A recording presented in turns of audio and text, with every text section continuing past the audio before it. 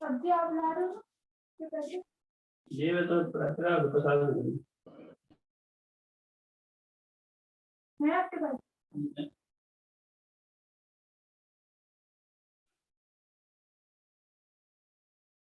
Photo की smell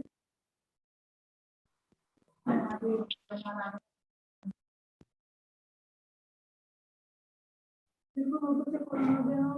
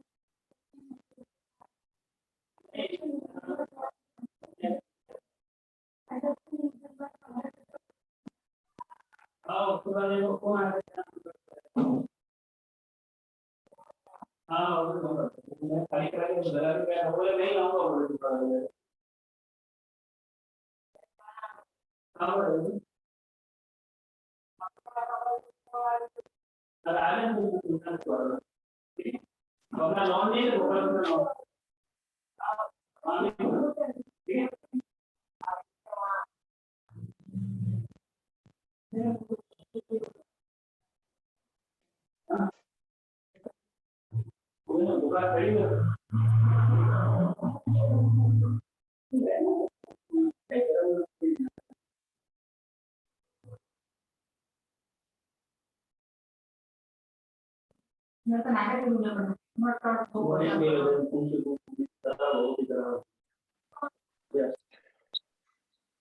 good afternoon बच्चों। Good evening sir. Good evening sir. Good evening sir. Good evening sir.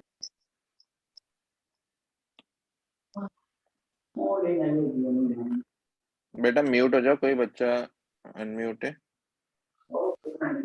Sir आप कर दो mute उसे।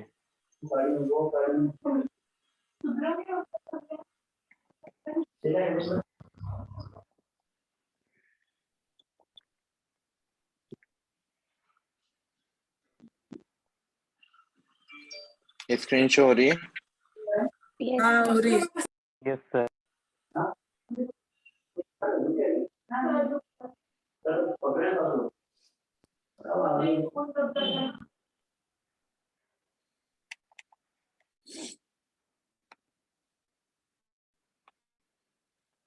क्या पढ़ लिया था हमने पिछली क्लास में? ग्राफ्स। हमने बॉयल्स लॉ के ग्राफ भी देख लिए थे। बॉयल्स यहाँ पे खत्म हो गया था। एक बार छोटा सा रिवीजन कर लेते हैं। हम अभी तक गैसियस लॉ स्टार्ट कर चुके थे। गैसियस लॉ क्या होते हैं? जिनमें दो चीजों के बीच में हमें रिलेशनशिप बतानी होती, थर्ड को कांस्टेंट करके। कौन कौन से प्रॉपर्टीज है वो? P, V and T. अभी हमने जो रिलेशनशिप बताई है पीवी में बताई है, इसको हमने क्या बोला? बॉयल्स लॉ बोला। हाँ, इसको क्या बोला? Boyle's law. अब हम जो रिलेशनशिप बताएंगे वो वी एंड टी में बताएंगे और इसका नाम होगा चार्ल्स लॉ। क्या नाम होगा? Charles law. अब हमें पता है कि पीवी इक्वल टू एनआरटी होता है। ठीक है, हमने क्या करना है? प्रेशर को कांस्टेंट, एन को कांस्टेंट, आर तो कांस्टेंट है ही सही, तो वी डायरेक्टली प्रोपोर्शनल किससे हो जाएगा? टी। मतलब हमें तो पता है ना आइडियल गैस इक्वेशन क्या होती है। हाँ, बस हमें ये याद रखना है कि रिलेशन किस किस में हो रही है, किस लॉ में। जैसे बॉयल्स लॉ में रिलेशन पी एंड वी में थी, तो चार्ल्स लॉ में वी एंड टी में हो जाएगी। इसके बाद गेल-लेक्स लॉ पढ़ेंगे तो उसमें पी एंड टी में हो जाएगी। हो जाएगा इजीली। हाँ। वो याद भी हमें इसलिए रखना है बेटा क्योंकि डायरेक्टली स्टेटमेंट आ गया तो फिर हमें थोड़ा बहुत आइडिया होना चाहिए, वरना न्यूमेरिकल सारे पीवी इक्वल टू एनआरटी से ही हो जाएंगे, है ना। करें आगे। हाँ हाँ तो जो हमारा दूसरा लॉ है वो है Charles law.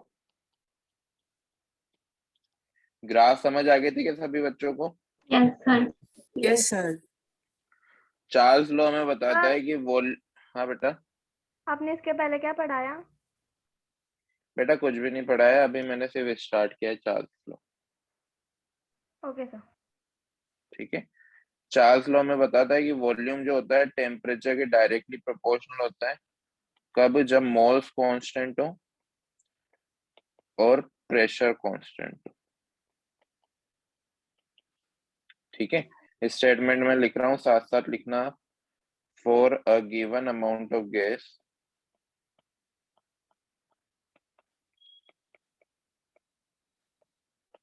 Eight constant pressure, volume of any gas is directly proportional to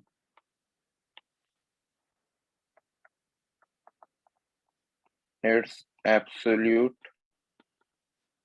temperature, या फिर its temperature लिखें।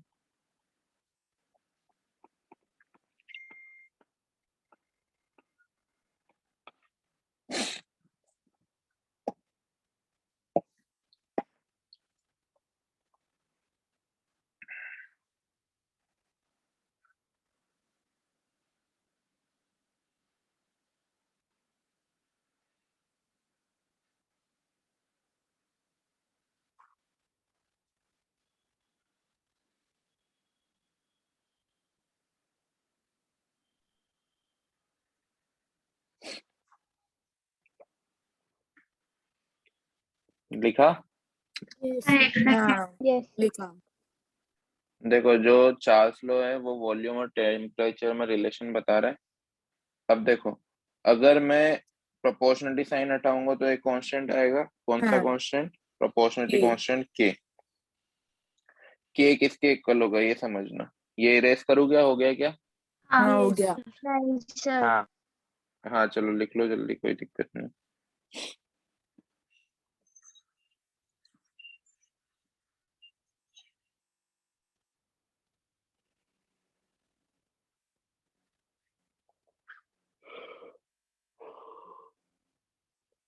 हो गया सर।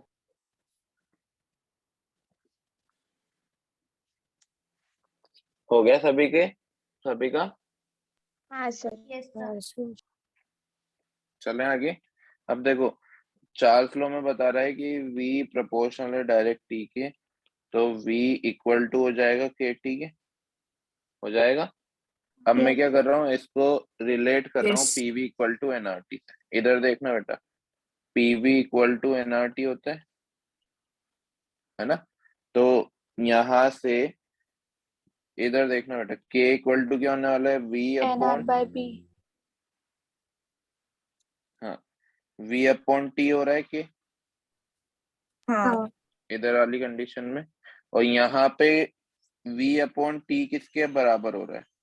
इधर वाली कंडीशन में देखो, v upon T N R N R by P by के पी। बराबर हो रहा है। तो मैं यहाँ पर बोल सकता हूँ कि k जो है वो किसके इक्वल है? N R NR by by P R K. By P. अब k N R by P के इक्वल है तो k क्या है? इनवर्सली प्रोपोर्शनल हो जाएगा p के, क्योंकि r और मोल तो कांस्टेंट ही, r and moles are constant. हाँ समझ आया? हाँ मतलब यस। अब अगर मैं इसमें ग्राफ बनाता हूँ, मैं ग्राफ बना रहा हूँ v वर्सेस t का। क्या ग्राफ बना रहा हूँ? v वर्सेस t का। तो हमें पता है v equal to K T होता है, मतलब y equal to M X वाला ग्राफ ही बनेगा इसमें भी। हाँ कैसा ग्राफ होता है ये? Straight line straight passing line through straight line. Origin. Slope कैसा होने वाला है? k के बराबर। कांस्टेंट। ठीक है। अब अगर मुझे ग्राफ मिल जाए कौन सा, ऐसे तीन हमें ग्राफ मिल जाए, जिसमें वैल्यूज देते P1, P2 एंड P3 और कंपेयर करने को बोले P1, P2 एंड P3। तो किस तरह से कंपेयर करेंगे? देखो अभी हमने PV इक्वल टू NRT से ये रिलेशन निकाली है बेटा, K is inversely proportional to pressure. Pressure. मतलब जितना बड़ा स्लोप होगा क्या उतना ही कम प्रेशर होगा क्या? यस। सबसे हाँ। बड़ा स्लोप आपको ये दिख रहा है P1 वाला, P1 मतलब सबसे कम प्रेशर P1, देन फिर P2 P2 P2 then P3, P3 मतलब सबसे बड़ा कौन? P3 P3 then P1 P2 then P1। P1। समझ आया ग्राफ? हाँ तो ग्राफ भी अगर कभी यस आते हैं सर। तो पहले तो हमको ये देखना है कि कौन सा लॉ है। जैसे V वर्सेस T का ग्राफ आया तो V वर्सेस T के ग्राफ में आपको पता चल जाना चाहिए चार्ल्स लॉ, और चार्ल्स लॉ में प्रोपोर्शनलिटी कांस्टेंट इनवर्सली प्रोपोर्शनल होता है T के। जैसे इससे पहले हमने बॉयल्स लॉ पढ़ा था ना, तो उसमें जो प्रोपोर्शनलिटी कांस्टेंट था वो डायरेक्टली प्रोपोर्शनल था टेम्परेचर। इस वजह से याद है T1 is greater then T2 is greater then T3 आया था, है हाँ ना, यार, क्योंकि डायरेक्टली Yes, sir. प्रोपोर्शनल था। यहाँ पर क्या है, वो इनवर्स है। इनवर्सली प्रोपोर्शनल है, मतलब जितना बड़ा स्लोप होगा, जितनी ज्यादा K की वैल्यू होगी उतना उतनी ही कम छोटा P के वैल्यू P की वैल्यू। प्रेशर। समझ आ गया? Yes, sir. नोट कर लो। हाँ।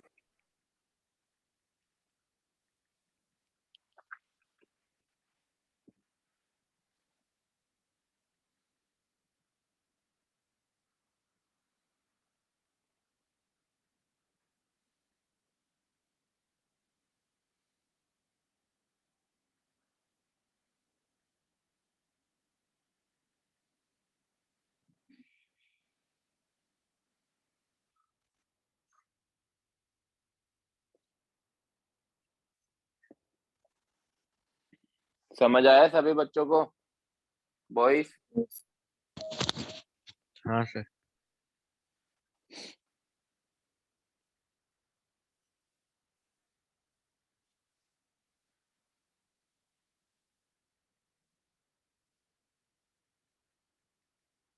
सर हाँ बेटा, सर आप नोट्स भेज दोगे? हाँ भेज दूंगा बेटा। थैंक यू याद सर। दिला देना, याद दिला देना मेरे को। हाँ सर।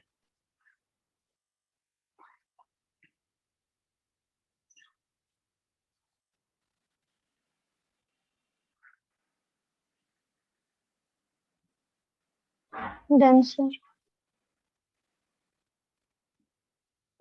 हो गया सर। सभी का हो गया क्या? Yes sir. सर। हाँ सर। हाँ सर। चलो एक क्वेश्चन Yes. लिखते हैं, Yes, sir. इरेज करो। एक Yes, sir. क्वेश्चन लिखो, what will be percentage increase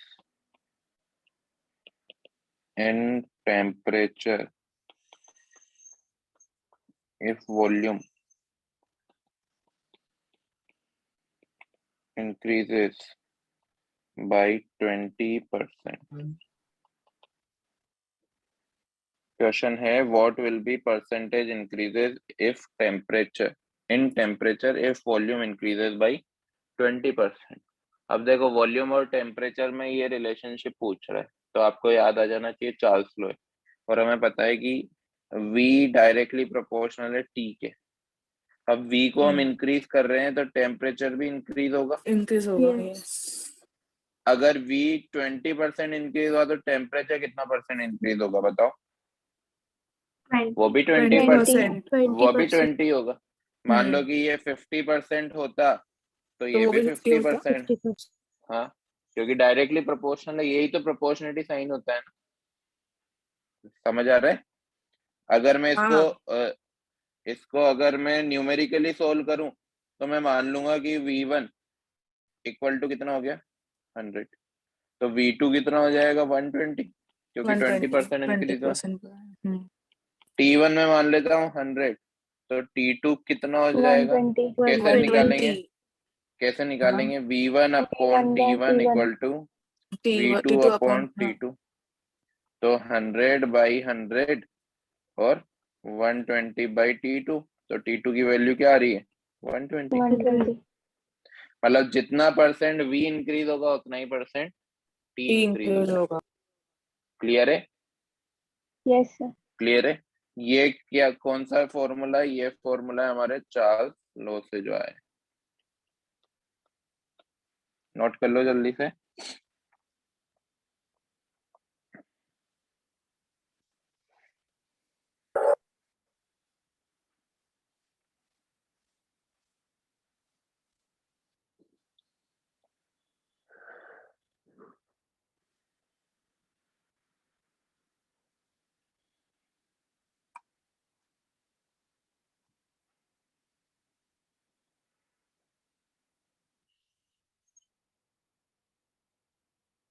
हो गया सर. हो गया? Yes, sir. No sir. Note करो, नोट करो। हो गया सर.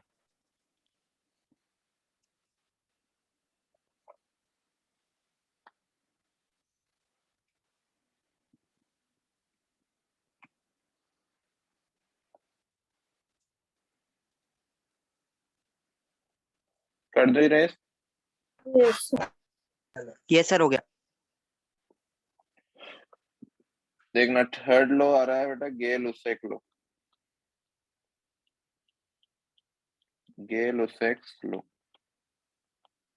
अभी हमने सबसे पहले प्रेशर एंड वॉल्यूम में रिलेशन देखी, फिर वॉल्यूम एंड टेम्परेचर में। ये वाली जो रिलेशन है ये है प्रेशर एंड टेम्परेचर में। और पीवी इक्वल टू एनआरटी में अगर इन दोनों में रिलेशन देखें तो pressure is directly proportional to temperature. कब? जब मोल्स एंड क्या हो? वॉल्यूम कांस्टेंट हो। कांस्टेंट हो। तो इसका हम स्टेटमेंट वही लिखेंगे फॉर अ गिवन। साथ साथ लिखना बेटा स्टेटमेंट, तो आप सभी भी लिख सकते हो। Amount of gas at constant volume, pressure of any gas is directly proportional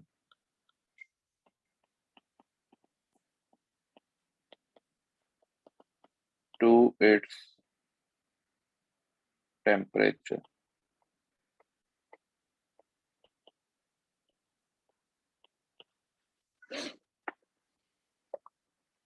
समझना, इसमें भी वही काम कर रहा हूं मैं जो इससे पहले वाले चार्ल्स लॉ में किया था। ध्यान से, प्रोपोर्शनलिटी साइन हटेगा तो प्रोपोर्शनलिटी कांस्टेंट आएगा। क्या आ गया?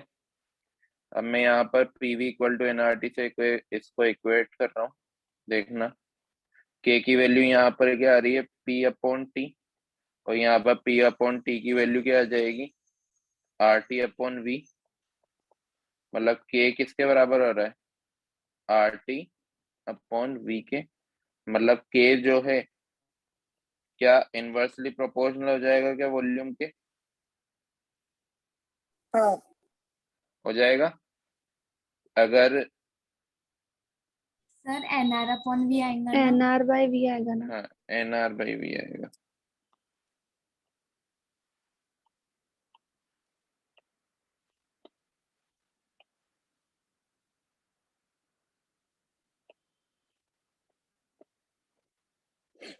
सही है यहाँ तक? Yes. एक फॉर्मूला तो ये के वाला निकाल लिया हमने कि के इनवर्सली प्रोपोर्शनल होने वाला है वॉल्यूम के। दूसरा formula P1 upon T1 equal to P2 upon T2। अगर दो कंडीशंस को कंपेयर करना है तो इस तरह से करेंगे। क्लियर है? Yes. नोट करो।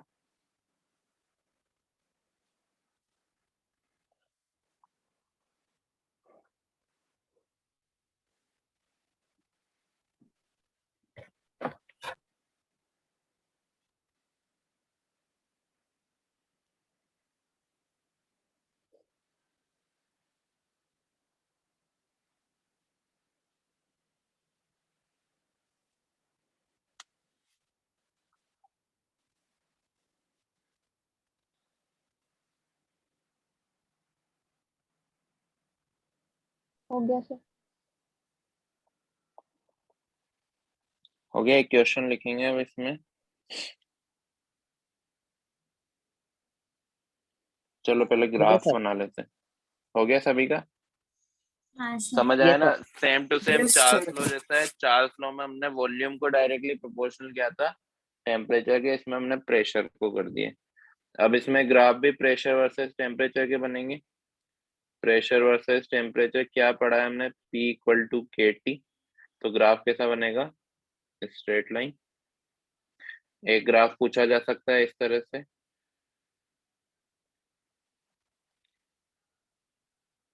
तीन आपको वॉल्यूम की वैल्यूज दे देंगे, वो V1 V2 V3। बताओ अब आप रिलेशन। 3 बड़ा होगा। हाँ, V3 हाँ। बड़ा होगा, क्यों? देन फिर V2 V2 फिर देन स्लोप V1 कम है। V1, क्योंकि हमने पढ़ा है कि इनवर्सली P प्रोपोर्शनल जो है। है, इनवर्सली प्रोपोर्शनल। सॉरी, K जो है इनवर्सली प्रोपोर्शनल होगा 1/V। V के। ठीक है। अब बेटा मैंने थोड़ा सा आपको ग्राफ के नाम नहीं लिखाए हैं, तो नाम जरूर लिख लेना। इस वाले ग्राफ को जो अभी लास्ट में पढ़ा है ना हमने, इसको बोलते हैं आइसोकोर। CHORE। नाम लिख लेना इस ग्राफ का, P वर्सेस T के ग्राफ को। लिखा? Yes sir. सर एक बार और प्रोनाउंस हाँ। कीजिए ना उसे। आइसोकोर भी पढ़ सकते हो, आइसोचोर भी पढ़ सकते हो, मैं तो चोर। कोर पढ़ता हूँ। हाँ सर। आइसोकोर। हो गया। हाँ। इसके बाद वाले, इस वाले ग्राफ को हम बोलते हैं, ये तो बॉयल्स लॉ का है अपना, चार्ल्स लॉ का ये रहा, इसको बोलते हैं बेटा आइसोबार। सुबह। आइसोबार। Done sir. बार हाँ। किसकी टेम्परेचर होती है? बार किसकी यूनिट होती है? प्रेशर। प्रेशर। प्रेशर। तो आइसो का मतलब सेम, बार का मतलब प्रेशर। सेम बार सेम प्रेशर वाला ग्राफ है। और लास्ट में जो बॉयल्स लॉ होता है, बॉयल्स लॉ का नाम नहीं दे रखा अपनी शीट में, देखो बॉयल्स लॉ वाले ग्राफ का कोई नाम दे रखा है क्या? हाइपरबोला वगैरह। दे रखा है? रेक्टेंगुलर हाइपरबोला पढ़ा था ना हमने, हाँ P सर। वर्सेस। हाँ। ठीक है, ये तो लिखा। अब एक क्वेश्चन लिख लो इसका।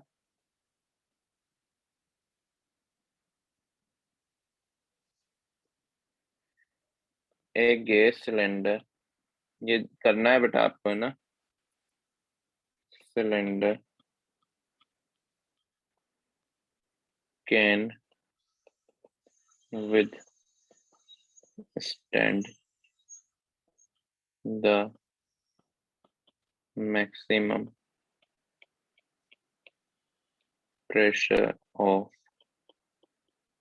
15 atm.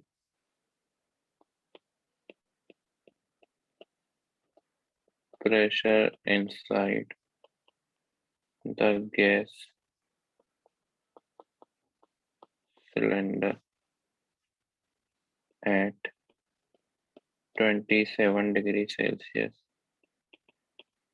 is 10 atm, and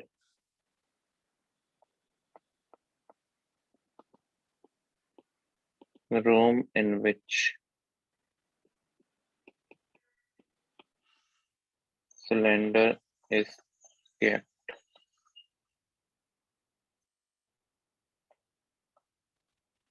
catches fire.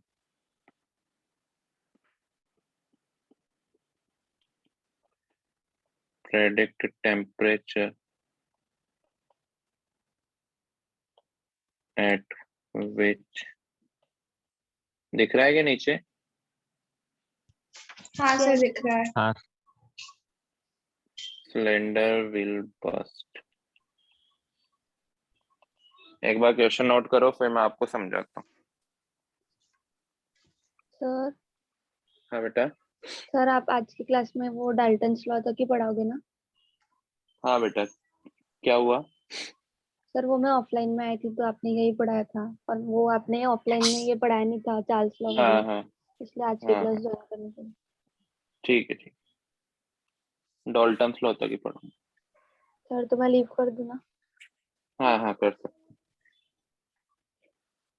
Thank you sir.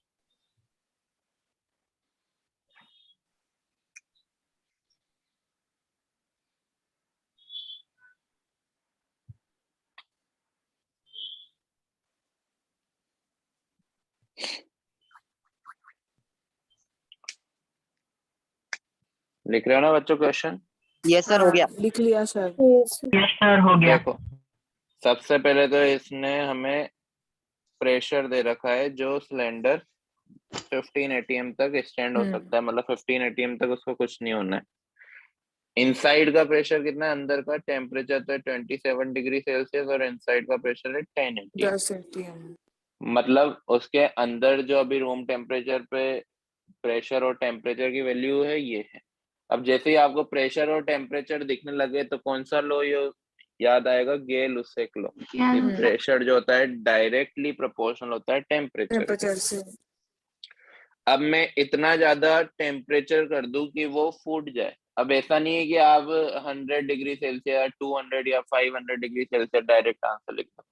इसमें बोला नहीं गया है तो उसका मतलब ये नहीं है कि आप कोई सा भी टेम्परेचर यूज करोगे। आंसर क्या होगा? मिनिमम टेम्परेचर कितना हो कि सिलेंडर फूट जाए। समझ आया? समझ आया?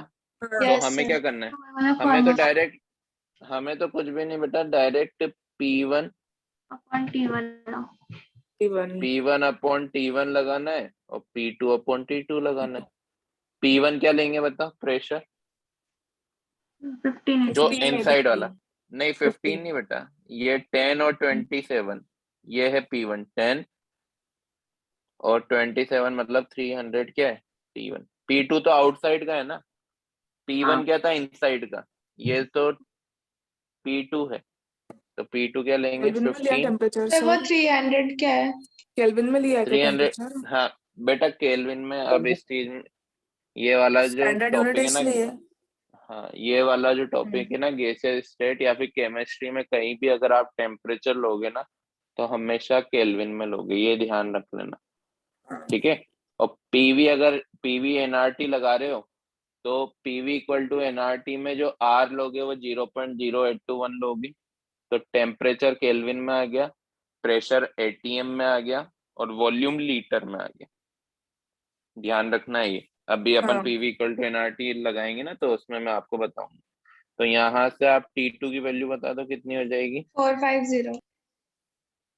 450 केल्विन।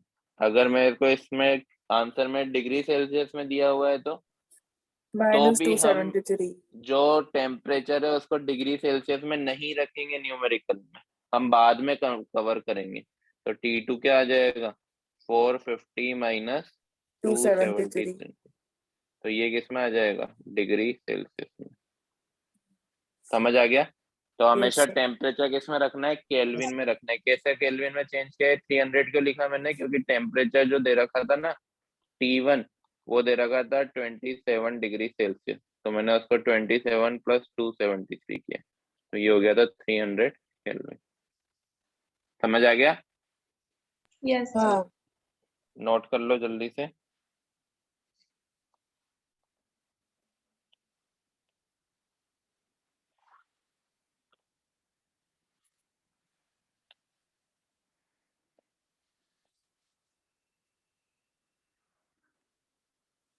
हो गया सर। हो गया? Done sir. देखना बेटा, अब मैं नेक्स्ट लॉ की तरफ जा रहा हूँ जिसको बोलते हैं अवोगैड्रोस लॉ, जो आपको मोल कॉन्सेप्ट में भी पढ़ाया गया होगा, हाँ नंबर हाँ इसका। सर। है ना? अवोगैड्रो लॉ क्या होता है कि जो मोल्स होते हैं वो डायरेक्टली प्रोपोर्शनल होते हैं वॉल्यूम के। क्या है ये? जो मोल्स होते हैं वो डायरेक्टली प्रोपोर्शनल होते हैं वॉल्यूम के। कब? At constant PNT। Pressure and temperature. ठीक है, ध्यान से देखना। क्या है लो कि जो मोल्स है वो वॉल्यूम के डायरेक्टली प्रोपोर्शनल है। इसका मीनिंग क्या है, इस चीज को ध्यान से देखना। अवोगाड्रो लॉ आप नोट करो ये, फिर मैं आगे मीनिंग बताता हूँ।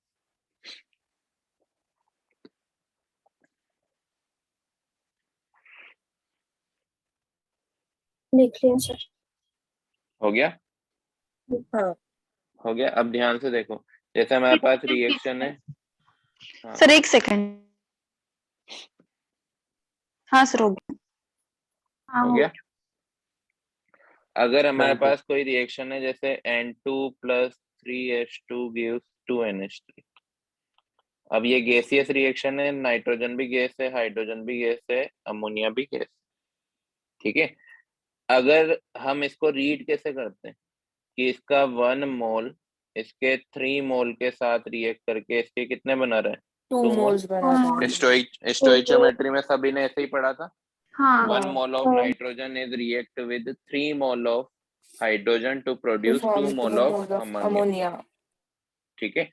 अगर मैं सेम टेम्परेचर एंड प्रेशर को कांस्टेंट करके ये रिएक्शन करवा रहा हूँ, ठीक है, तो मैं इसको ऐसे भी पढ़ सकता हूँ कि नाइट्रोजन का 1 ml हाइड्रोजन के 3 ml के साथ रिएक्ट करके अमोनिया 2 का ml. 2 ml बनाते हैं। अगर मुझे ऐसा दे दिया जाए कि बताओ नाइट्रोजन का 50 ml हाइड्रोजन के 50 ml के साथ रिएक्ट करके अमोनिया कितना ml बनाएगा, तो कैसे करेंगे क्वेश्चन? अवोगाड्रो लॉ हमें सिर्फ ये बताता है कि आप है ना वॉल्यूम को मोल्स की तरह ट्रीट कर सकते हो। बस कंडीशन ये है कि टेम्परेचर एंड प्रेशर सेम होने चाहिए, कांस्टेंट होने चाहिए, और गैसियस स्टेट में होनी चाहिए रिएक्शन। ऐसा नहीं है कि आपका प्रोडक्ट सॉलिड बन रहा है तो सॉलिड का अमाउंट आप निकाल लोगे। कन्वर्ट करना पड़ेगा सॉलिड, हाँ, सभी नहीं में। कन्वर्ट भी नहीं करना पड़ेगा, वो फिर अवोगाड्रो लॉ उस पर लगेगा नहीं, क्योंकि ये एक गैसियस लॉ है। ओके जितने भी हमने लॉ पढ़े ना सारे गैसियस लॉ है, गैसियस कंडीशन में लगने वाले, लिक्विड एंड सॉलिड पे नहीं लगने वाले। क्लियर? यस अब यस देखो सर बेटा, ये वाला क्वेश्चन कैसे करेंगे। दो का अमाउंट दिया हुआ है, नाइट्रोजन का भी और हाइड्रोजन का भी।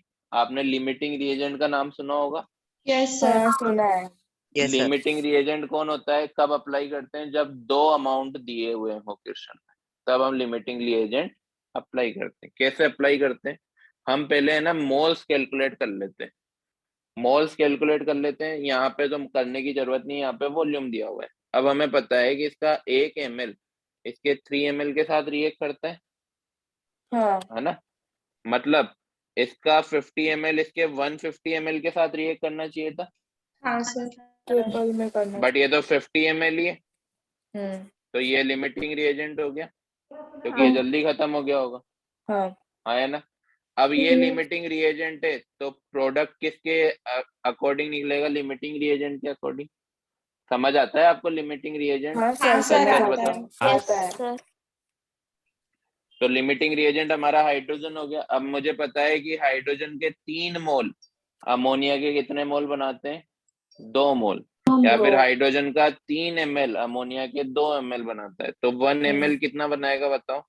1 ml बनाएगा 2/3 ml। 2/3 ml तो 50 ml कितना बनाएगा बताओ? 2/3 इंटू 50 ml। 50 तो ये आ जाएगा हम्म 100/3। 100/3 ml। ये आंसर हो जाएगा। तो अवोगाड्रो लॉ हमें क्या बताता है कि आप मोल्स को सेम ट्रीट कर सकते हो किसकी तरह?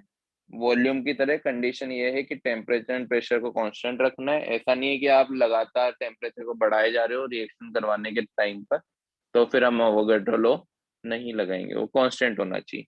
दूसरी बात कि ये ओनली गैसियस स्टेट में लगाने वाला लॉ है। ऐसा नहीं है कि हम प्रोडक्ट में या रिएक्टेंट में कोई सॉलिड या लिक्विड से रिएक्शन करवा रहे हैं और तब भी अवोगाड्रो लॉ लगा रहे हैं।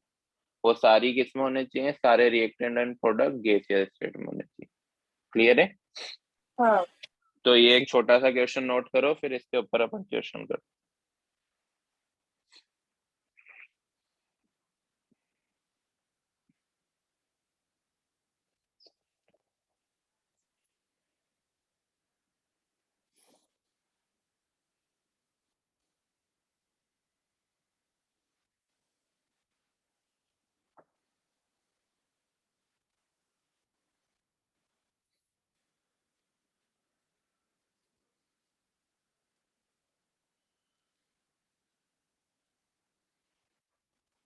हो गया सर। हो गया सर। हो गया सर। सभी का हो गया। अब मैं कुछ क्वेश्चंस ड्रॉ यस सर। करूंगा, आंसर्स बताना है आपको। इरेज करूं? Yes sir. Yes, sir. Question number 1, 2 container है हमारे पास।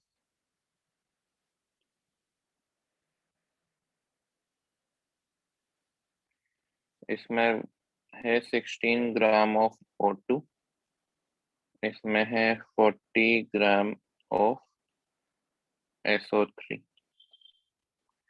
सेम टेम्परेचर एंड प्रेशर को मुझे कंपेयर करना है दोनों के वॉल्यूम को। तो 4 ऑप्शन दिए हुए हैं। Volume of O2 is greater than volume of SO3। B option है volume of O2 is smaller than volume of SO3। C option है volume of O2 is equal to volume of SO3। And D option है can not determine. C and D.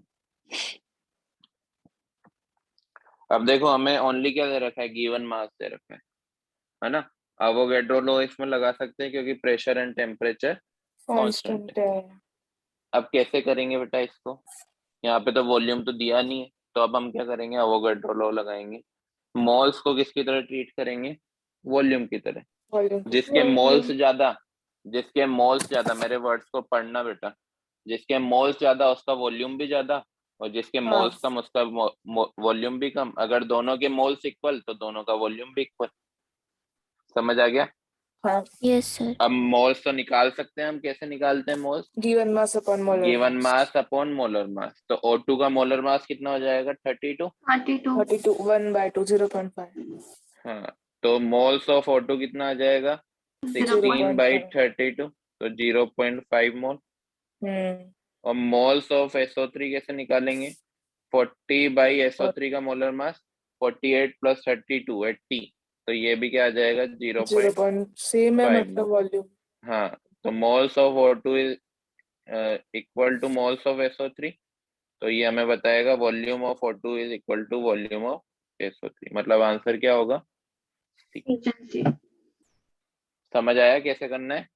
हाँ। हाँ। तो जब भी pressure and temperature को हम constant कर रहे हैं तो बाकी के दो क्या बच्चे, मोल्स और वॉल्यूम, दोनों को वॉल्यूम। सेम तरह से ट्रीट कर सकते हैं। जैसे वहां पे करा था ना हमने, प्रेशर एंड टेम्परेचर को, प्रेशर 20% बढ़ रहा था तो टेम्परेचर भी 20% बढ़ेगा, है ना, वैसे हाँ। ही किया। नोट कर लो।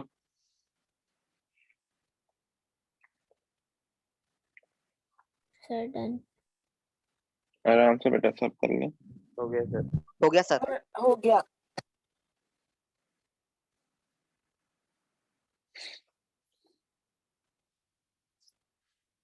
हो गया हो सर। गया बच्चों सब, हो गया। सबका हो गया। Yes sir. हाँ सर। हो गया। क्वेश्चन नंबर 2 देखना, वापिस से 2 कंटेनर है।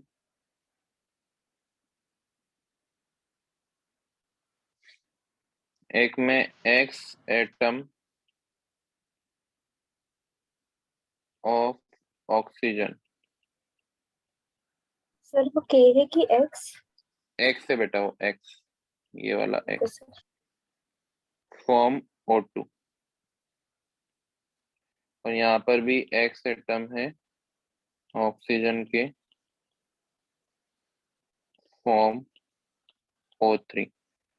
प्रेशर एंड टेम्परेचर दोनों का सेम है। अब इसमें भी 4 ऑप्शन है। Volume of O2 is greater than volume of O3। B option है volume of O2 is smaller than volume of O3। C option है volume of O2 is equal to volume of O3। And D option है C and D. ये वाला कोशिश करो करने का।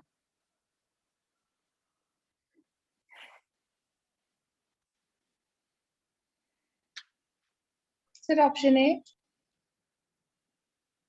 Very good बेटा, नाम क्या है आपका? सर निर्जला सिंह। वेरी गुड बेटा, सही आंसर।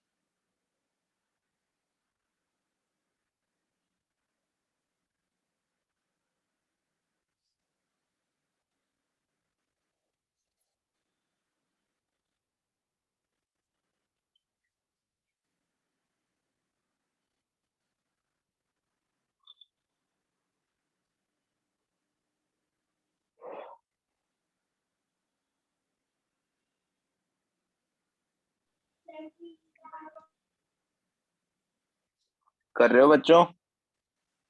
Yes yes sir. हाँ सर। देखो बेटा, मोल्स निकालने के लिए हम यहाँ पे क्या दिए हुए हैं आपको, नंबर ऑफ पार्टिकल। तो नंबर ऑफ पार्टिकल से मोल कैसे निकालते हैं? अवोगाड्रो पहले तो नंबर हमें लेके। अवोगाड्रो नंबर से डिवाइड कर देते हैं, लेकिन हाँ। नंबर ऑफ पार्टिकल कितने? यहाँ पे जो O2 के मोलिक्यूल्स है, मोलिक्यूल्स ऑफ O2, वो कितने होंगे? एक्स तो मोलिक्यूल के एटम थे, उसको मुझे 2 से डिवाइड करना पड़ेगा, तब O2 के नंबर ऑफ मोलिक्यूल्स आ जाएंगे। हाँ मान लो कि वैसे। एक्स, मान लो कि 100 एटम थे ऑक्सीजन के, तो 100 एटम मिलकर कितने O2 के मॉलिक्यूल बनाएंगे? 50। 50 हाँ, समझ आ रहा है? क्योंकि आ 2 रहा है। एटम मिलके एक मॉलिक्यूल बनाता है, तो 50 एटम मिलकर कितने बनाएंगे? 100। यस। सॉरी, 100 एटम मिलकर कितने बनाएंगे? 50। 50। समझ आ गया? मॉलिक्यूल्स ऑफ O3 कैसे निकालोगे आप? थ्री से डिवाइड कर करें। देंगे। X by 3 3 से डिवाइड कर। 3। तो ये तो आ गया हमारे नंबर ऑफ मॉलिक्यूल। अब मेरे को मोल्स ऑफ O2 निकालने हैं, तो मोल्स ऑफ O2 क्या हो जाएंगे? X/2Na। और मोल्स ऑफ O3 कितने हो जाएंगे? X/3Na। 3 अब छोटा कौन, X/2Na कि X/3Na? X by of 3 course Three. X/3Na, 3 है। है ना? X/3Na। तो अब मोल्स किसके ज्यादा है? O2 के। इस वजह से हाँ। हमारा आंसर भी क्या हो जाएगा? वॉल्यूम भी O2 का ज्यादा होगा। हम्म। समझ आया? एक बार मैं फिर से समझा रहा हूँ। दोनों के नंबर ऑफ एटम सेम है बेटा, लेकिन मॉलिक्यूल्स ज्यादा किसके बनेंगे? जिसमें कम एटम यूज हो रहे हैं, O2 के ज्यादा मॉलिक्यूल्स बनेंगे। O2 के ज्यादा मॉलिक्यूल्स बनेंगे तो मोल्स भी O2 के ज्यादा होंगे। मोल्स O2 के ज्यादा होंगे तो वॉल्यूम भी O2 का ज्यादा होगा। समझ आया boys? Yes yes sir. Sir, yes sir. आगे ना पक्का? हाँ सर। नोट हाँ करो।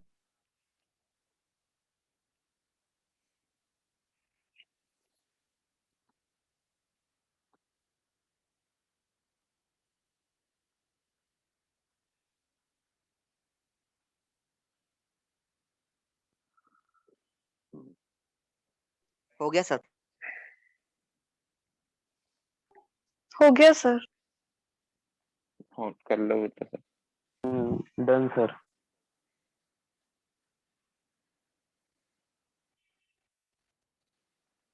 हो गया सभी का? यस। Yes sir. हाँ सर। अब देखना बेटा, नेक्स्ट है हमारी equation of state.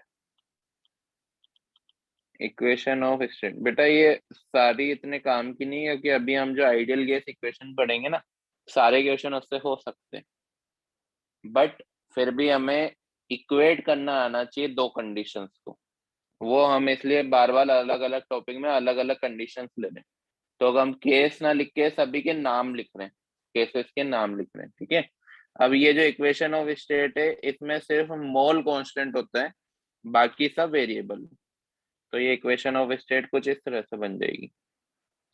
PV equal to NRT में हमने क्या किया है? बस मोल्स को कांस्टेंट किया है, और बाकी का जो बचा उसको क्या कर दिया है? इक्वेशन ऑफ स्टेट बोल दिया। ठीक है? तो यहाँ से हमारा फॉर्मूला बनता है P1V1 upon T1 equal to P2V2 upon T2। मतलब अगर कोई क्वेश्चन में इन तीनों की वैल्यूज चेंज कर रहा है वो, मतलब तीनों वेरिएबल है, मतलब कौन सा फॉर्मूला लगेगा? इक्वेशन ऑफ स्टेट का। एक क्वेश्चन करके हाँ। देखेंगे इसका। एक क्वेश्चन देखना, volume of A gas at 127 degree Celsius and 570 mm of Hg.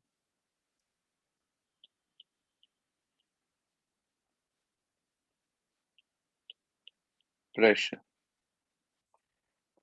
is 20 liter. Calculate volume of same amount of gas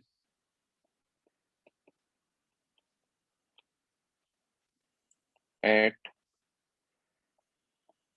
227 degree Celsius temperature and 1140 तो क्वेश्चन नोट करो और इसको समझो क्या ये इक्वेशन ऑफ स्टेट का क्वेश्चन है क्या। यहाँ पर ओनली मोल्स या फिर अमाउंट कांस्टेंट है, बाकी तीनों वेरिएबल है। पहली कंडीशन में आपको T1 दे रखा था 127 डिग्री सेल्सियस मतलब 400 केल्विन, और प्रेशर दे रखा था क्या 570 mm ऑफ Hg, और वॉल्यूम कितना दे रखा था 20 लीटर। मतलब तीनों का अमाउंट दिया हुआ है, वॉल्यूम भी दिया हुआ है, प्रेशर भी दिया हुआ है, टेम्परेचर भी दिया हुआ है। जैसे ये पता चले कौन सा formula, P1 V1 upon T1 equal to P2 V2 upon T2। जल्दी से आंसर बताओ मुझे इसका।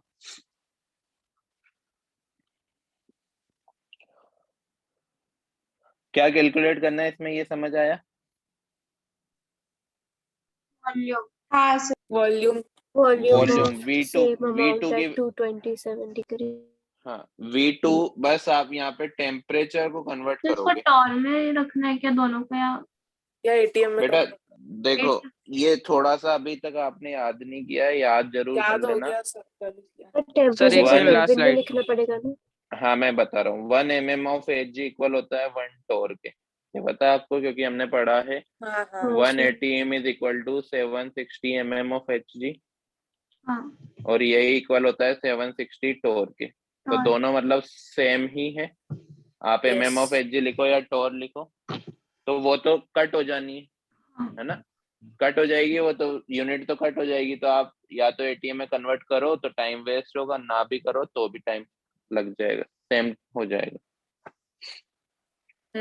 फिर टेम्परेचर को केल्विन में। अब बेटा इसको केल्विन में इसलिए करो क्योंकि जैसे ही आप इसको केल्विन में करोगे 127 किस में कन्वर्ट हो जाएगा 400 में। 400। आपको पर कट टॉर करने वाला में बताइए ना। अभी मैं बताता हूँ, ये नोट किया आपने सभी सर ने? एटीएम हाँ में सर। करना क्या उसको है वैसे? एटीएम में भी कर सकते हो लेकिन यूनिट तो कैंसिल हो जाएगी ना। अभी मैं बताता हूँ, देखो यूनिट अच्छा। लिखकर बताता हूँ।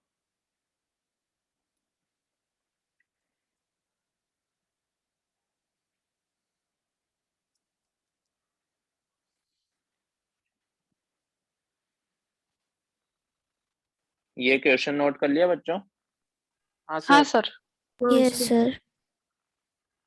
देखो बेटा हमने फर्स्ट क्लास में गैसियस स्टेट की फर्स्ट क्लास में एटीएम की काफी वैल्यूज देखी थी। एटीएम होता था 76 सेंटीमीटर ऑफ Hg, ये होता था 1.01321 into 10 to the power 5 pascal, 101.321 kilo pascal, और 1.01 और बार के बराबर 321 बार। तो ये सब वैल्यू देखी थी। अब यहाँ पर हमारे पास दो वैल्यू है 760 mm ऑफ Hg और टोर।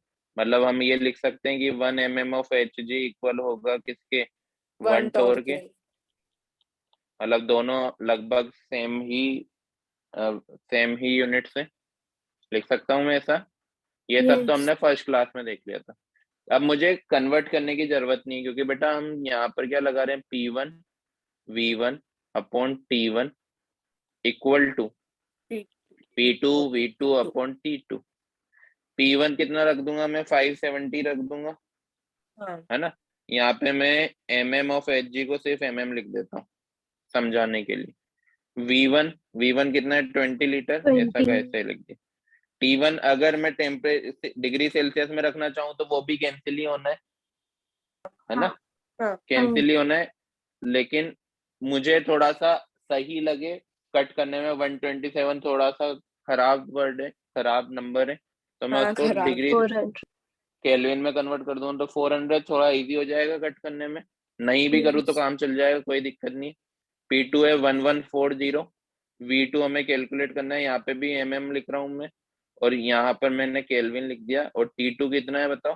500 हो जाएगा। 500 केल्विन।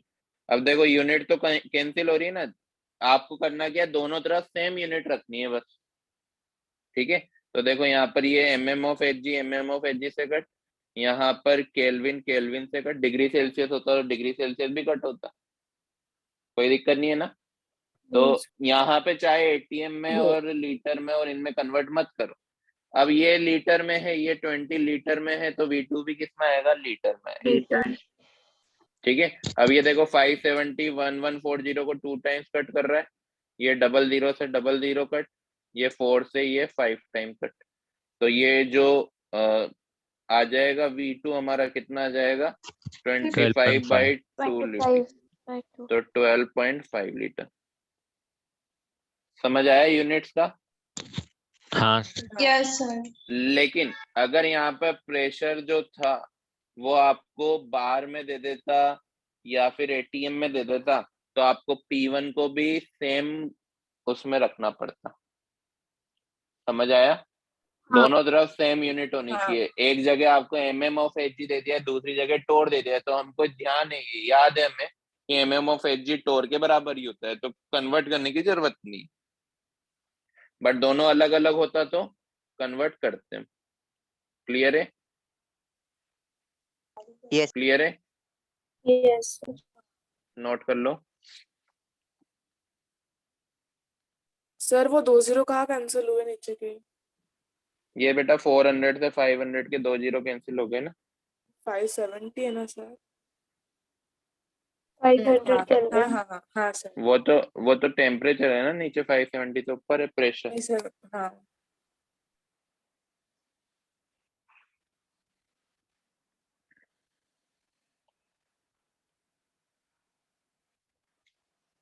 अभी अगर हम डिग्री सेल्सियस में रखते तो थोड़ी दिक्कत आती है 127 और 227 को कट करने में, इस वजह से हमने केल्विन में कन्वर्ट कर दिया उसको। वो ऐसा ही आपको डेटा देगा 27, 227, 527, जो इजीली आपको डबल जीरो वाली डिजिट में लाके दे दे केल्विन में। हो गया? हाँ। हाँ सर, हो गया। हाँ सर, हो गया। तो अब जो हम पढ़ने वाले हैं वो है आइडियल गैस इक्वेशन। अब अगर हमें सिर्फ ये आता है ना तो बेटा अभी तक का सब कुछ सारे न्यूमेरिकल हम कर सकते हैं, है ना। आइडियल गैस इक्वेशन होती है PV इक्वल टू nRT। ये ओनली आइडियल गैस के लिए एप्लीकेबल है। इट इज एप्लीकेबल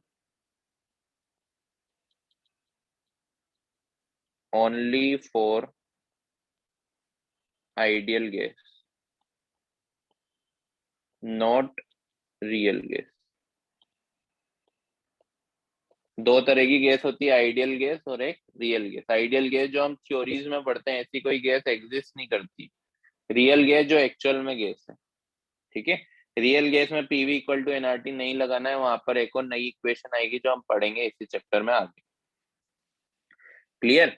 अब देखो PV इक्वल टू nRT बना कैसे? जितने भी लॉज हमने स्टार्टिंग से अभी तक पढ़े ना, उन सभी के सम से बना है PV इक्वल टू nRT।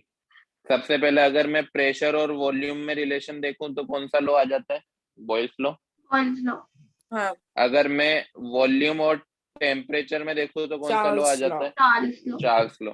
अगर मैं प्रेशर और टेम्परेचर में देखूं तो ये लो। अगर मैं मोल्स और वॉल्यूम में देखूं तो अवोगाड्रो लॉ। और लास्ट में अगर मैं PV और T में देखूं तो equation of strain. Equation of ideal. तो मतलब हमें तो अगर वो न्यूमेरिकल करने ना, तो सारे वो जो न्यूमेरिकल अभी तक किए हैं वो सब किससे हो जाने?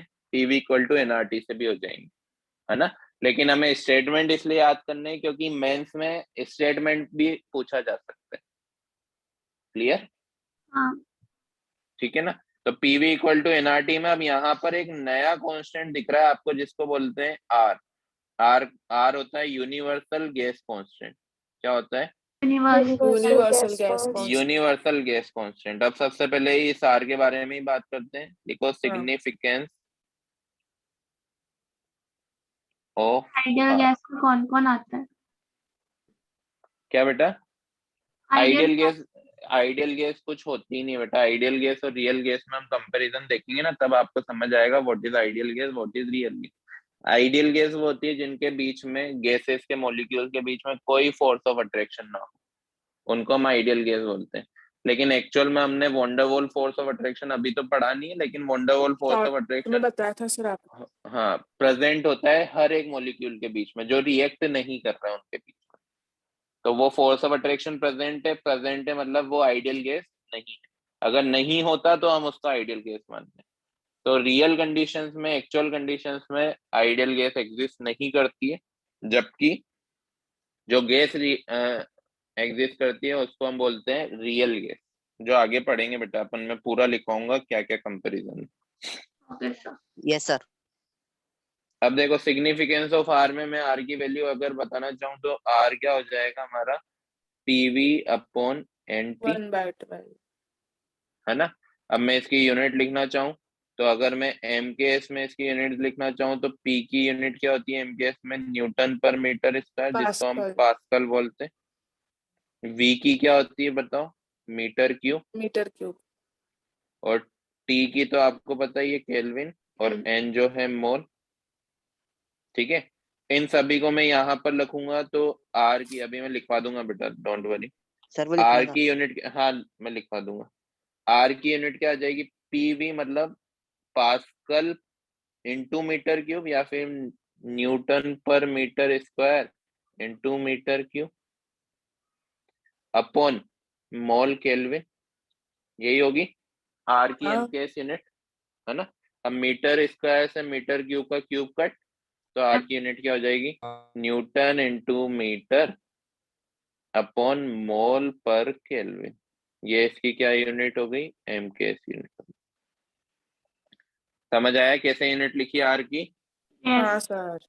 नोट कर लो। हाँ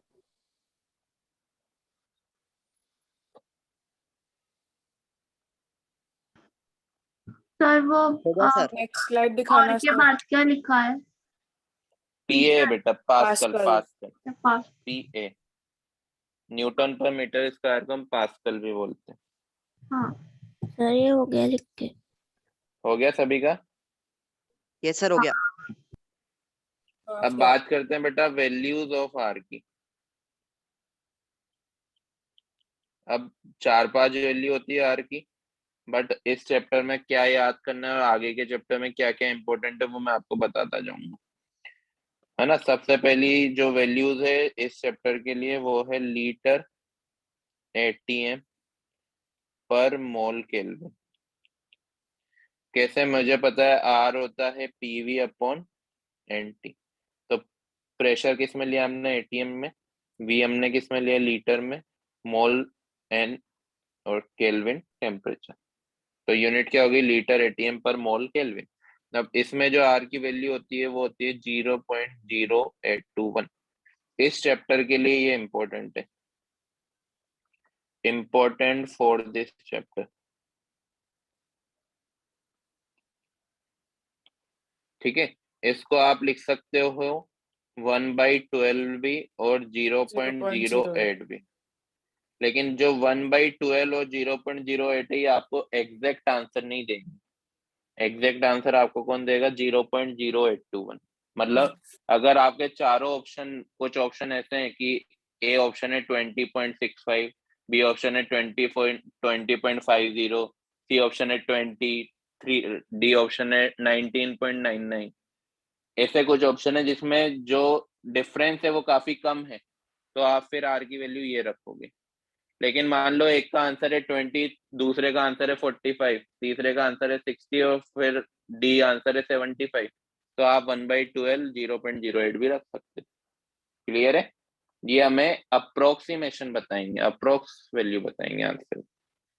क्लियर, यस सर। हाँ सर। तो नोट करो, इस चैप्टर में हर जगह हम आर की वैल्यू क्या रखने वाले, 0.0821। जहां यूज नहीं होगी मैं बता दूंगा वहां स्पेशली, लेकिन जहां मैंने नहीं बताया है कि आर की वैल्यू क्या रखनी है, मतलब ये वाली, और जहां अलग रखनी होगी वो मैं बता दूं।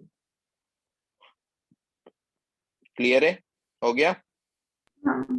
Yes sir. हाँ सर। दूसरी वैल्यू है बेटा सर जूल। लिखने दो। हाँ लिख,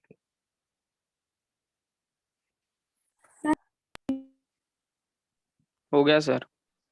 बेटा कुछ बोल रहे थे, आवाज कट गई। सर आर की वैल्यू अगर नहीं दी है तो?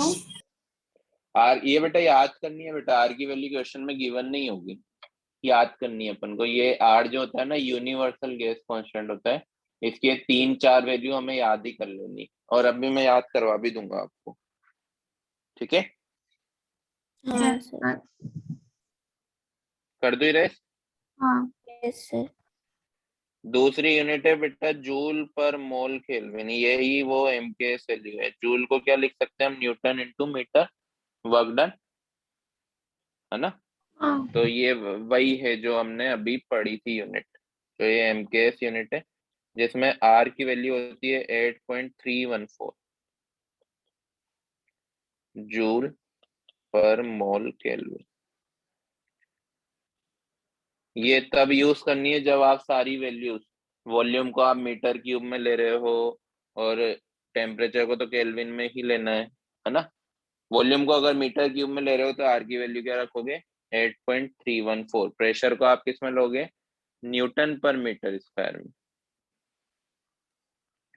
तीसरी वैल्यू है कैलोरी पर मोल केल्विन। कैलोरी पर मोल केल्विन होता है, आर की वैल्यू हो जाएगी 2 कैलोरी पर मोल केल्विन, या फिर एग्जैक्ट अगर याद रखना है आपको तो 1.987 कैलोरी पर मोल केल्विन, ये वाली ज्यादा याद रखी जाती। And fourth and last ERG पर मोल केल्विन, ये होती है आर की वैल्यू 8.314 इंटू 10⁻⁷ ERG पर मोल केल्विन।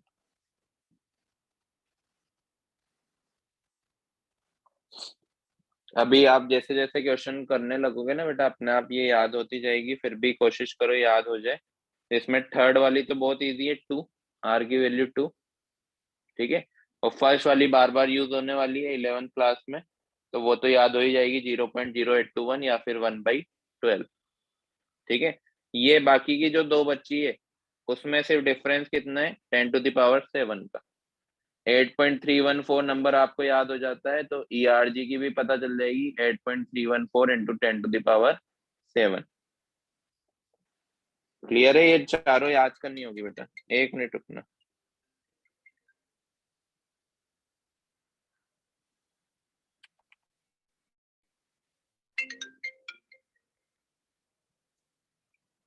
हेलो,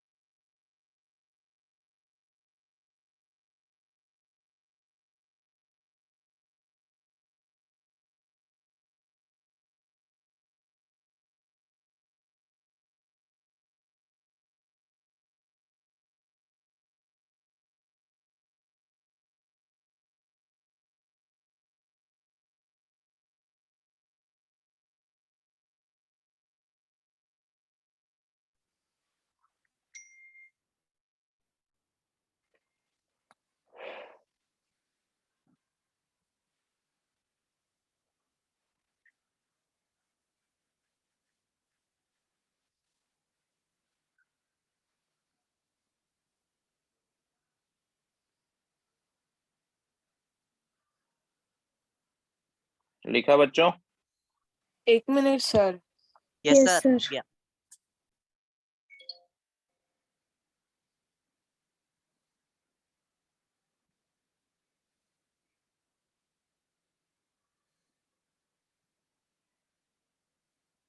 हो गया सर। सर हो गया। चलो एक क्वेश्चन सर एक बार करेंगे, लास्ट स्लाइड दिखाना। ये लो। हाँ हो गया। कर दो सर इरेज, नेक्स्ट स्लाइड। हाँ हाँ। ये सर लो। 1 मिनट ना sir.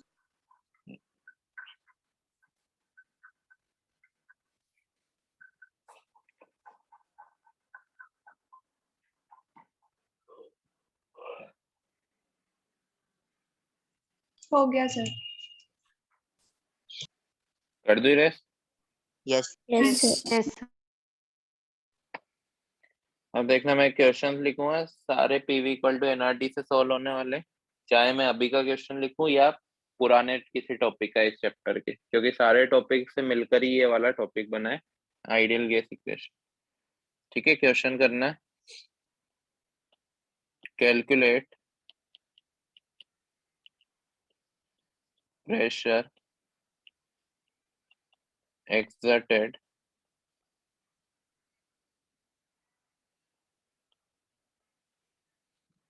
by 48 gram of oxygen gas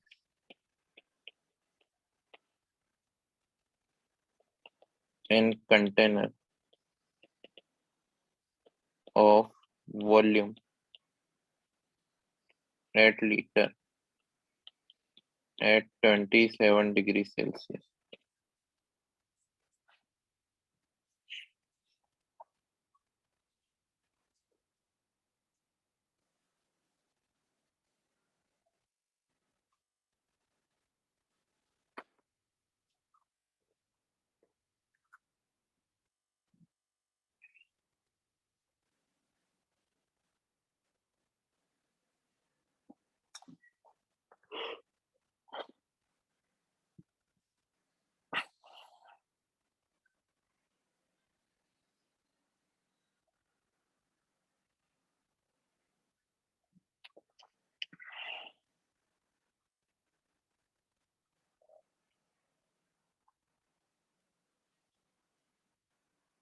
कर रहे हो ना?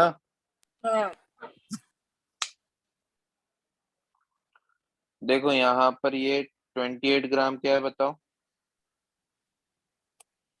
Given mass, given yes sir. ये वॉल्यूम है, ये एन टेम्परेचर निकालना है, पड़ेगा। और पी निकालना है हमको, मतलब पीवी इक्वल टू एनआरटी। पहले एन निकालना। हाँ, मैं अभी इसको PV equal to W by M R T भी लिख सकता हूँ ना, हाँ सर। है ना? पी तो निकालना ही है, वी कितना दे रखा है 8 लीटर, है ना? डब्ल्यू कितना दे रखा है 48, मोलर मास ऑफ O2 बताओ 32। 32 32, आर क्या लिखूं मैं 1/12, 0.08 भी लिख सकता हूँ, यहाँ पे कट भी रहा है तो 0.08 ही लिख देता हूँ, अपॉन इनटू टेम्परेचर, टेम्परेचर अब यहाँ पर डिग्री सेल्सियस में मुझे केल्विन में केल्विन में होगा। लिखना है, 300। तो 300 केल्विन। 300 केल्विन। तो ये यहाँ से ये 100 आया, 100 से 00 कट, 8 से 8 कट, 16 से 2 टाइम, 16 से 3 टाइम। ठीक है, तो प्रेशर कितना आ रहा है हमारा 9/2 ATM, तो ये आ जाएगा 4.5 ATM आंसर। क्लियर है? Yes sir. नोट कर लिया? हाँ सर। बेटा ध्यान हमेशा यही रखना है, मैंने शायद वहां लिखवाया नहीं, यहाँ पर लिख भी लेना कि हमेशा जो प्रेशर है उसको किस में रखना है, एटीएम में, वॉल्यूम को लीटर में, और टेम्परेचर को केल्विन में, ये जरूर याद रखना है। पीवी इक्वल टू एनआरटी में जब आप आर की वैल्यू क्या रख रहे हो 0.0821 या फिर 0.08 या फिर 1/12, तो आपको ये तीनों कंडीशंस तो अप्लाई करनी है। प्रेशर हमेशा एटीएम में होगा, वी हमेशा लीटर में होगा, टेम्परेचर हमेशा केल्विन में होगा। क्लियर? यस। नोट हो गया ये सॉल्यूशन? हाँ चलो एक और क्वेश्चन करते हैं।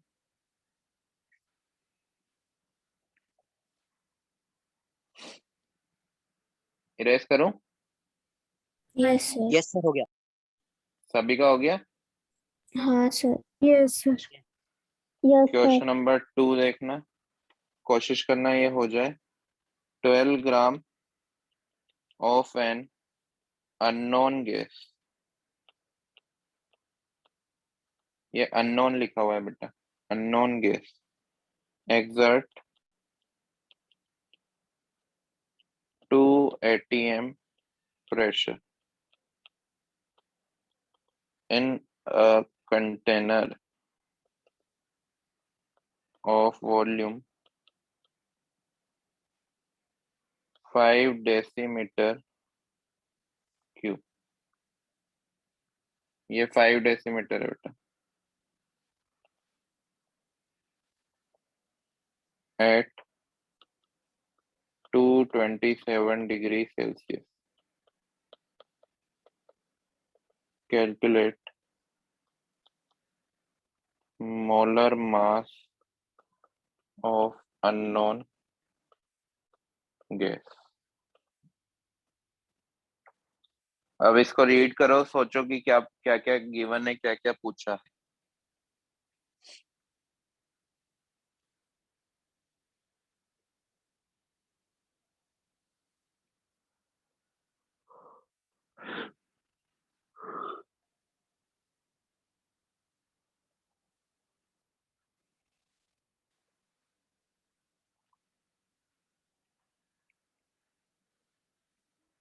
ये क्या दिया हुआ है बेटा, ये क्या है? 12 ग्राम मान दिया है. मास Mass. Given mass. Given mass ये क्या है? ये Pressure. Pressure. ये क्या है बताओ? Volume. वॉल्यूम. अब ये वॉल्यूम है तो इसको हमें लीटर में कन्वर्ट करना पड़ेगा. हाँ. Yes, 10 to the sir. power 3 ये क्या है? टेम्परेचर. Temperature. इसको केल्विन में कन्वर्ट करना पड़ेगा. 300. हमारी जो इक्वेशन होती है वो क्या होती है? PV equal to NRT. अब इसको मैं PV equal to W by M बोल सकता हूँ. और ये Yes. एम ही हमें कैलकुलेट करना है, बाकी सब गिवन है ना. अब प्रेशर क्या है? प्रेशर है हमारा 2 atm. तो मैं डायरेक्ट रख देता हूँ 2. वॉल्यूम कितना है? 5 डेसीमीटर क्यूब. अब मुझे पता है कि 1 डेसीमीटर क्यूब किसके इक्वल होता है? 10 to the power 3 लीटर. तो मैं इसको 5 into 10 to the power 3 लिख दूं, 5000 Yes. है ना. इक्वल टू W कितना दिया हुआ है? 12. और मोलर मास को मैं एम ही लिख रहा हूँ. R कितना लिखूं? 1/12 लिख दूं ताकि ये कट हो जाए. Yes. इनटू टेम्परेचर कितना लिखूं बताओ? 500. 300. 500 227 500. मैं इस वाली चीज को नीचे लिख रहा हूँ. यहाँ पर मैंने लिख दिया 1 decimetre cube equal to 10 to the power 3 litre. Clear है? अब तो कट हो रहा है ये पूरा. हाँ. 12 से 12 कट, 00 से 00 कट, ये 5 से ये 10 टाइम कट. तो मोलर मास क्या आ रहा है बेटा? 1/10. सॉरी गलत आ गया क्या? 1/20. 1/1 20. सेकेंड, ये कैसे आ सकता है?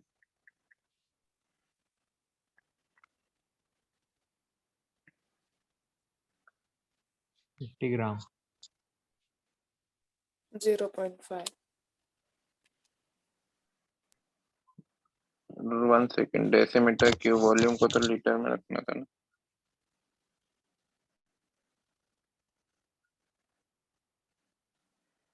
सही है. तो मोलर मास ही थोड़ा सा गड़बड़ आ रहा है. इतना तो मोलर मास होता नहीं. 1/20 नहीं आएगा बेटा. 1/20 आएगा. यही हमारा आंसर होगा ग्राम्स में.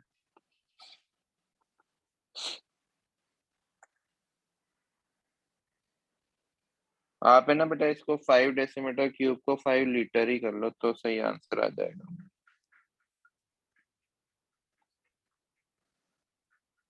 ठीक है.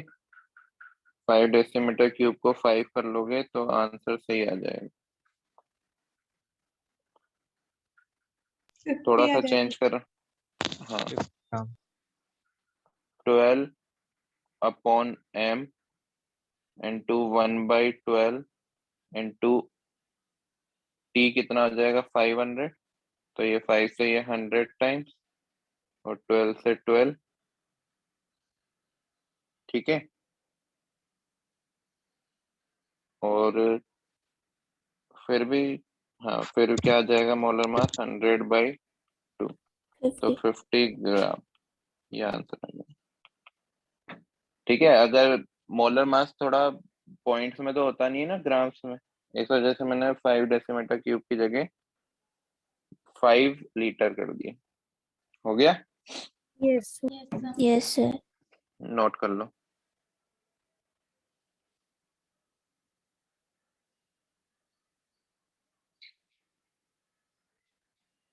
हो गया सर। Sir done. हो गया। अब एक अच्छा क्वेश्चन करना है। इरेज करूं? यस। हाँ सर। सभी का हो गया। PV equal to Yes. NRT लगाना है बेटा। अब हो गया। थोड़ा सा मैं एक स्टेप अप जा रहा हूँ। देखना इसमें 2 लो लग जाएंगे बस, और कुछ भी नहीं। क्वेश्चन नंबर 3 साथ साथ नोट करना। 12 ग्राम ऑफ ए गैस जिसका मोलर मास दे रखा है 120 exert a pressure of 1 atm at T degree Celsius when temperature increases by 10 degrees Celsius. Pressure increases by 10%. Calculate value of V and T. Sir eight के बाद कितना degree Celsius है वो? हाँ sir क्या कहाँ पर? वो sir 180 ml third T line T T degree. Degree सेल हाँ जब T T degree Celsius T degree Celsius वही वैल्यू बतानी कितना है वो।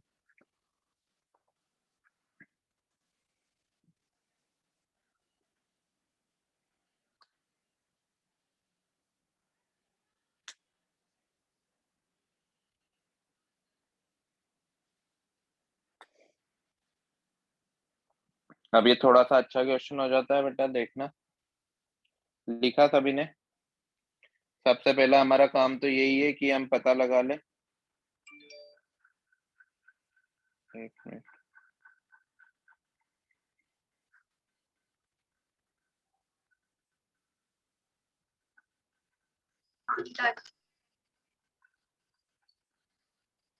ये क्या है बेटा? Given mass. ये क्या है? Molar mass. तो मोलर मैं यहाँ से मास। मोल्स निकाल सकता हूँ। यस। मोल्स कितने हो जाएंगे? 10। 12/120 मतलब 10 मोल। हम्म। ठीक है। ये क्या है हमारा? P1 लिख देता हूँ मैं इसको। P1 इक्वल टू 180 ठीक है। और T1 कितना है? T1 है T डिग्री सेल्सियस। क्लियर है? यस। है ना? अब P2 अगर वो बोल रहा है कि P2 को आप टेम्परेचर को जब 10 डिग्री सेल्सियस से इंक्रीज करते हो तो T2 कितना हो जाएगा? T+10 हो जाएगा क्या? हाँ सर। बोलो। T+10 हो हाँ। जाएगा, है ना? और ये कितना हो जाएगा? P2 10% इंक्रीज हो जाएगा तो ये 1.1 हो जाएगा क्या? 1.1. हाँ। तो अब ऐसा कौन सा लॉ है जो प्रेशर और टेम्परेचर में आपको रिलेशनशिप बताता हो? Charles law. नहीं, गेल-लुसेक लॉ, है ना? क्या थी हाँ सर। रिलेशनशिप? नाम याद नहीं है तब भी He हमें is directly रिलेशन तो याद है। yours. P1 T1 equal to P2 T2, यही थी। Yes. P1 कितना था? 1। T1 कितना था? T degree Celsius equal to P2 कितना है? 1.1 और T2 कितना है? T+10। क्या हम T की वैल्यू निकाल सकते हैं? सर वो बोलो। एन 1/10 होना था ना? हाँ ना सर 1/10 आएगा। 1/10 होना था जीरो। ना? हाँ हाँ आपने 10 ही 0.1 लिखा है। 0.1 मोल। अब देखो बेटा, ये अच्छा क्वेश्चन है, समझो इसको। मैंने सबसे पहले तो ये टी की वैल्यू निकाली क्योंकि पीवी इक्वल टू एनआरटी में अभी 2 अननोन थे। 2 अननोन में से एक अननोन की वैल्यू पहले निकालनी जरूरी है, तभी हम पीवी इक्वल टू एनआरटी लगा पाएंगे। तो हमने टी की वैल्यू निकालनी है। टी क्या है? समझ आया क्या कर रहा हूं मैं? हाँ समझ रहे हैं। ये कौन सा लॉ लगाया हमने? गेल-लुसेक लॉ। गेल-लुसेक उससे लॉ। हमें टी पता चल जाएगा। अब देखो मैं इसको सोल्व करता हूँ। लिखा है यहाँ तक? यस तो मेरे को Yes, P2 sir. से वापस समझाए ना, P2 और T2 वाला। देखो मैं वापस से पूरा समझा रहा हूँ बच्चा, ये मैं सब अभी हाँ इरेज कर रहा हूँ। अभी सिर्फ मुझे ध्यान देना है कि टेम्परेचर को जब वो इंक्रीज कर रहा है किससे, 10 डिग्री सेल्सियस से, मतलब T1 में मान रहा हूँ क्या, T डिग्री सेल्सियस, तो T2 क्या हो जाएगा, T प्लस 10 डिग्री सेल्सियस। आया ना? हाँ आया ना? हाँ अब मैं बात कर रहा हूँ यहाँ पर प्रेशर की, तो P1 कितना दे रखा था यहाँ पर, 1 atm। हाँ जब वो टेम्परेचर को इंक्रीज करता है तो प्रेशर 10% इंक्रीज हो जाता है, तो P2 क्या हो जाएगा हमारा, 1.1 वन atm Yes. हो जाएगा। अब मैं क्या लगा रहा हूँ यहाँ पर, गेल उससे एक लो लगा रहा हूँ, P1 upon T1 equal to P2 upon T2। यहाँ तक सभी क्लियर है? हाँ हाँ sir. है ना? तो P1 कितना दे रखा है, P1 दे हाँ रखा है हमको 1 atm। T1 कितना दे रखा है, T degree 3 Celsius degree Celsius. Equal to P2 कितना दे रखा है, 1.1 अपॉन और T plus 10। T2 T plus 10। अब मैं यहाँ पर मल्टीप्लाई कर दूं तो T plus 10 equal to 1.1 T, यही होगा, 3 डिग्री सेल्सियस। हाँ यस सर। है ना? तो 0.1 T इक्वल टू कितना आ जाएगा, 10। तो T की वैल्यू क्या आ 100 जाएगी, 100 डिग्री 100 सेल्सियस। डिग्री। तो अब हमें टेम्परेचर पता है, प्रेशर पता है, प्रेशर कितना था, 1 atm। टेम्परेचर पता चल गया है कितना, टेम्परेचर मतलब 100 है, और 100 में तो रखते नहीं है, तो 273 ऐड कर देंगे तो 373। 370। 73 केल्विन। सॉरी, डिग्री सेल्सियस से केल्विन में कैसे कन्वर्ट करेंगे, 273 सॉरी माइनस माइनस 173 है। तो सही तो हाँ सही कर, 373। थोड़ा सा मिस्टेक कर दिया क्या मैंने यहाँ? सर ये T+10 वाला नहीं समझ रहा है, सेकेंड वाली स्टेप। एक मिनट बेटा,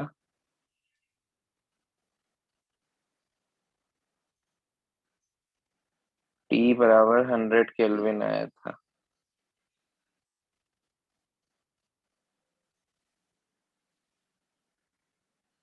हंड्रेड केल्विन ही होगा ये। सर क्वेश्चन में डिग्री दे रखा है। हाँ रुक जाओ, अभी मैं समझा देता हूँ। एक बात ध्यान से देखो, T1 इक्वल टू क्या दे रखा है, T डिग्री सेल्सियस, है ना? T2 क्या दे रखा है, T2 जब वो बोल रहा है 10 डिग्री सेल्सियस से इंक्रीज करते हैं तो T2 क्या हो गया, T प्लस 10। क्लियर? लेकिन जब हम गेल उससे एक लो लगाते हैं तो टेम्परेचर हमेशा केल्विन में रखते हैं, है ना? अब ध्यान देना यहाँ पर, थोड़ा सा एडवांस का क्वेश्चन है तो थोड़ा सा दिक्कत देता है। कैसे दिक्कत दे रहा है, देखो हमने यहाँ पर T डिग्री सेल्सियस नहीं रखा है, T केल्विन ही रखा है। अब मान लो कि इसका जो T की वैल्यू थी 273 थी, इसको मैं T1 बोल रहा हूँ, तो T2 क्या हो जाएगा, 283 हो जाएगा ना, 10 से ही प्लस करेंगे। मान लो कि T1 को हम डिग्री सेल्सियस में रखते तो 0 डिग्री सेल्सियस मान रहा हूं मैं बेटा, तो T2 क्या हो जाता है, 10 डिग्री सेल्सियस। डिफरेंस तो दोनों में सेम ही है ना? हाँ सर। Yes sir. तो मैं ये T को अभी किस में मान रहा हूँ, केल्विन में मान रहा हूँ, तो ये भी किस में होगा, केल्विन में। तो ये T हाँ की वैल्यू किस में आई है, केल्विन में। तो हमें यहाँ पर से केल्विन में ही देखना है, तो यहाँ पर T क्या आ गया, केल्विन में। समझ आया क्या? यस 100 केल्विन, मतलब चेंज आप डिग्री सेल्सियस में करो या केल्विन में करो, सेम ही चेंज आने वाला है। वहां पे 0 से 10 हो जाएगा, तो यहाँ पर 273 से 283 हो जाएगा। आप कुछ भी मानो, वहां पे आप 10 मान रहे हो तो 10 से 20 हो जाएगा, यहाँ पे आप 300 मान रहे हो तो 300 से 310 हो जाएगा। लेकिन गेल उस एक लो में आप टेम्परेचर किस में लेने वाले थे, केल्विन में, तो T की वैल्यू जो आई है वो केल्विन में ही आई है। समझ आ गया क्या? हाँ सर।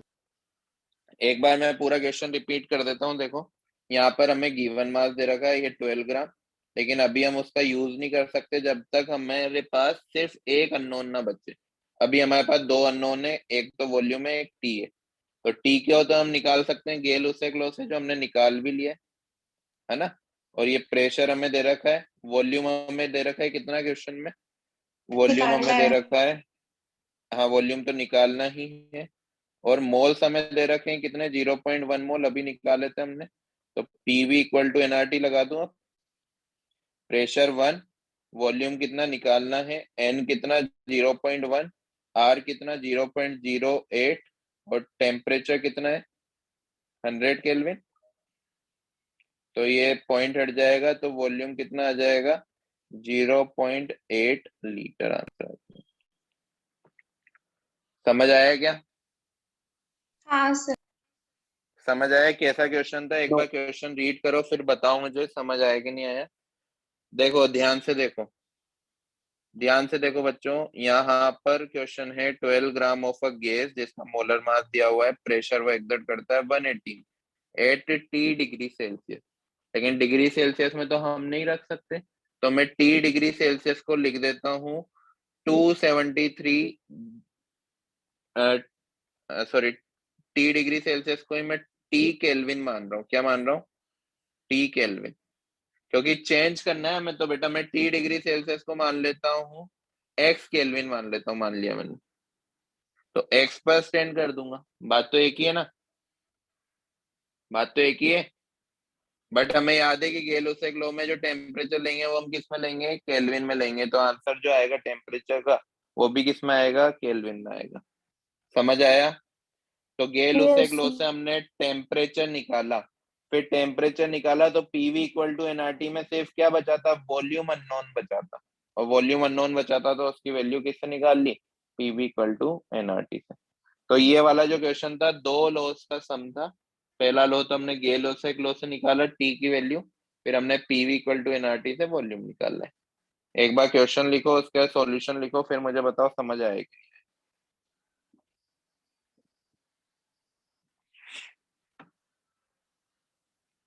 रिकॉर्ड पर डाल दीजिएगा ना। हाँ मैं ग्रुप पे डाल दूंगा।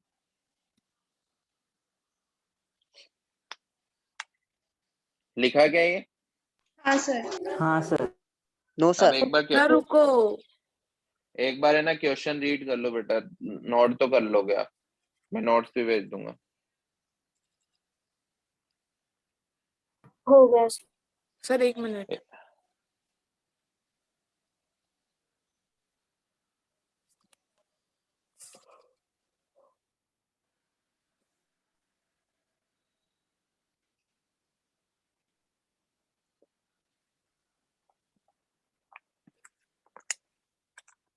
हो गया सर। क्वेश्चन रीड करो, क्वेश्चन समझ आया कि नहीं आया फिर बताओ।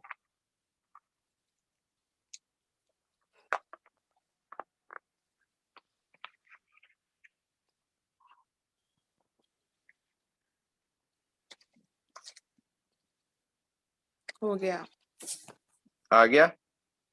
समझ आ गया? Yes sir. Yes sir. चलो इसके जस्ट नेक्स्ट क्लास में अपन नेक्स्ट टॉपिक देखेंगे, एक आध क्वेश्चन इस टॉपिक का भी करेंगे।